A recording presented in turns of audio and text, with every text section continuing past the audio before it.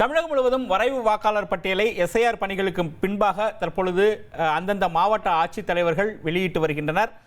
அந்த வகையில் தற்பொழுது நாம் பார்க்கக்கூடிய மாவட்டம் நாகை மாவட்டமாகும். நாகை மாவட்டத்தினுடைய வாக்காளர் விவரங்கள் தற்பொழுது வெளியிடப்பட்டுள்ளது. அதில் நாகை மாவட்டத்தில் எஸ்ஐஆர் பணிகள் மேற்கொள்ளப்படுவதற்கு முன்பாக 5,67,730 வாக்காளர்கள் இருந்தனர். அதில் 57,338 பேர் தற்பொழுது நீக்கப்பட்டுள்ளனர் எஸ்ஐஆர் பணிகளுக்கு பின்பாக.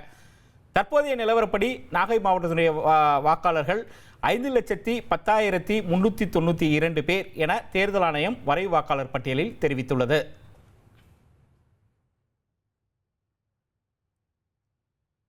நாகை மாவட்டத்திற்குட்பட்ட தொகுதிகள் வேதாரண்யம் தொகுதியில் தற்பொழுது எஸ்ஐஆர் பணிகள் மேற்கொள்ளப்படுவதற்கு முன்பாக 1,94,476 பேர் வாக்காளர்களாக இருந்தனர்.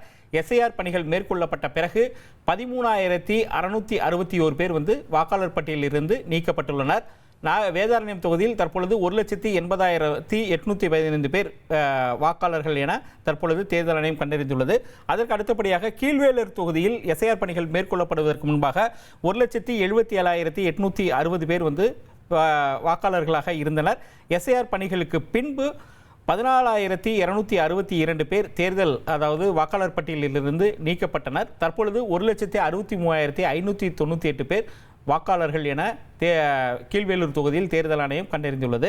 நாகப்பட்டினம் தொகுதியில் 1,95,394 பேர் எஸ்ஐஆர் பணிகள் மேற்கொள்ளப்படுவதற்கு முன்பாக வாக்காளர்களாக இருந்தனர்.